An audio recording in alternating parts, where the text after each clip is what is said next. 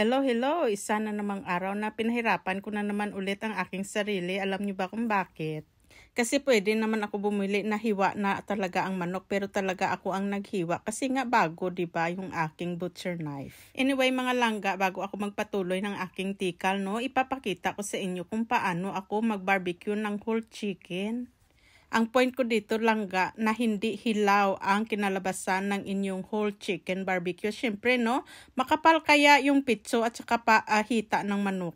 Yung sikreto dito mga langga, pabukalan ng hinay-hinay yung manok sa sauce. So, pag gusto kayo kung ano klaseng seasoning or flavorings, kung paano kayo gumawa ng sarili nyong barbecue. Basta ako, pag gumawa ako ng barbecue, ito lang talaga yung mga ingredients ko.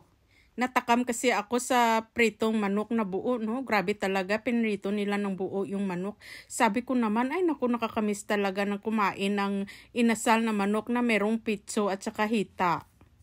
At saka dumadalaga na talaga yung mga pagkain na nakikita ko noon sa Pilipinas kapag nagbabarbecue yung mga nagtitinda. At sabi ko naman magluluto kaya ako paano na lang kung hilaw. Kaya naisipan ko itong paraan. First try ko talaga itong mga langga pero tignan nyo na lang sa dulo kung successful nga yung ginawa ko na pagpapabukal dito at talaga nga bang hindi hilaw ang aking pagkaluto.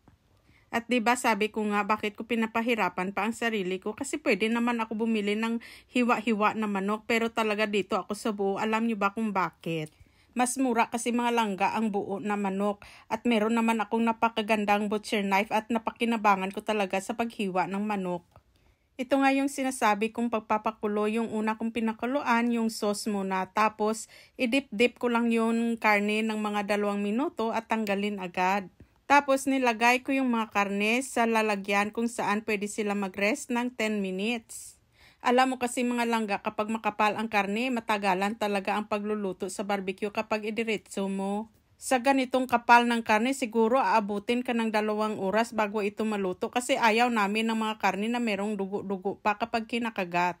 At gumawa na rin ako ng barbecue sauce gamit yung sabaw na pinakuluan ko kanina. Pinapahirapan ko talaga ang sarili ko mga langga kasi meron namang chicken breast na hiwa-hiwain ko na lang at saka tusluk-tuslukin ng skewers, no? At saka hayan na, ready to cook na at madali lang naman ito lutuin kapag maliliit ang hiwa. Yun nga lang, Pinoy nga tayo, no? Talagang mahilig tayo sa barbecue na manok na sobrang malalaki ang hiwa.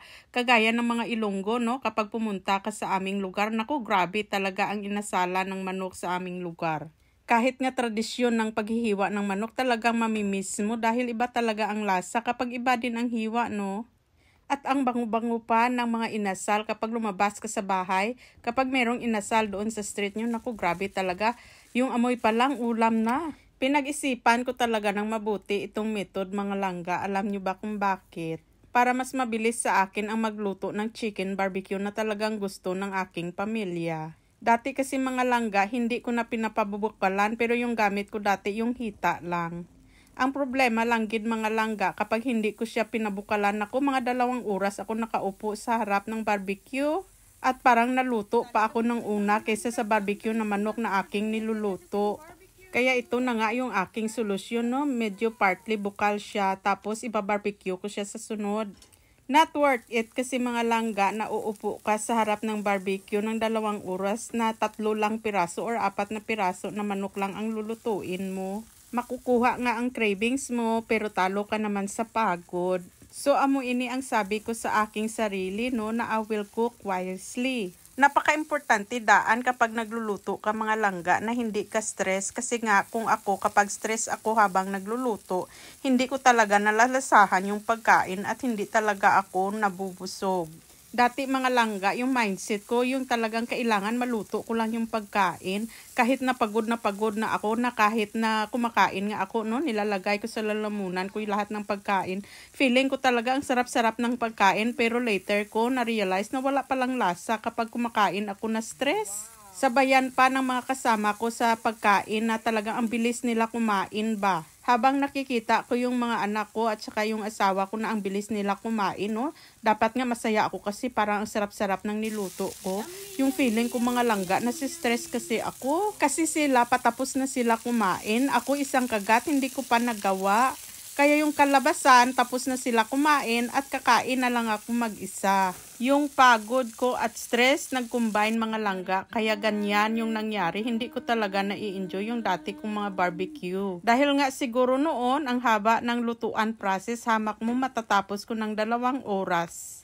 At pagod na talaga ang aking katawang lupa. Kaya ito na talaga ang mabilisang barbecue para hindi talaga ako mapagod at ma-enjoy ko naman yung aking kain.